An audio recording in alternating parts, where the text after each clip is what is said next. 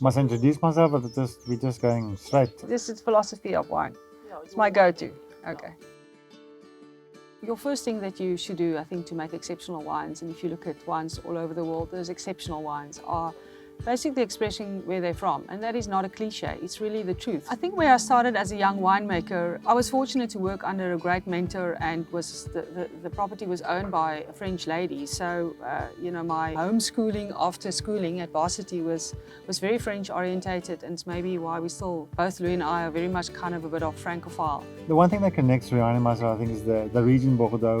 You know, our love for Bordeaux style red wines. We can sit around the table and chat for hours on end about the style, what the winemaker had in his mind, what the region, what the vintage tastes like. And I think that is what that is the enjoyable part about wine. You know, wine is not a fact. Wine is an opinion, and although, you know, we have lots of opinions about wine, I think there's one thing that we do agree on is the great quality that comes from the Bordeaux region. As winemakers, we always want to make the best wines, but you're working with an audience of maybe 3% that completely understand that. Most people are drinking wine because they want to have a great wine with a meal, or they just want to get home and have a glass of wine and relax. It's not always an education. In the late 90s, early 2000s, we were making these big expressive wines. I would say like a meal in a glass. But over the last 5 years, there's, I think, the balance, we've understood balance in the great extraction we get on the Helderberg. Our style will always be different. Even if we are both on the Helderberg, I will always have a more of a delicateness in my wines, more of a elegantness and a softer structured tannins. You know, we can both use the same amount of new oak, but my approach will always be different. Our personalities is actually quite different. I'm kind of a little bit feisty, where Louis is very relaxed. You know, Rihanna's got a much more delicate approach. My wines were much more extracted.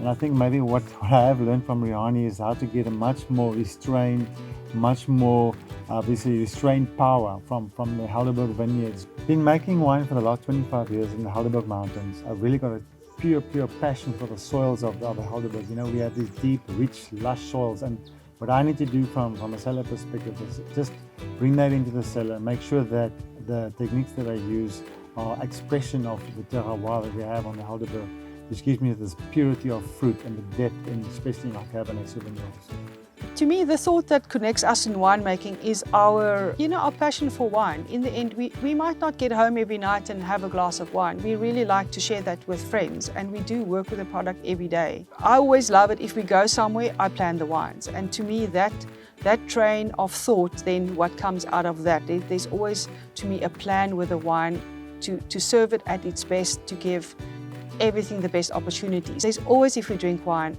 like a thought about it. Why did we choose these wines tonight? And in that sense, we are similar.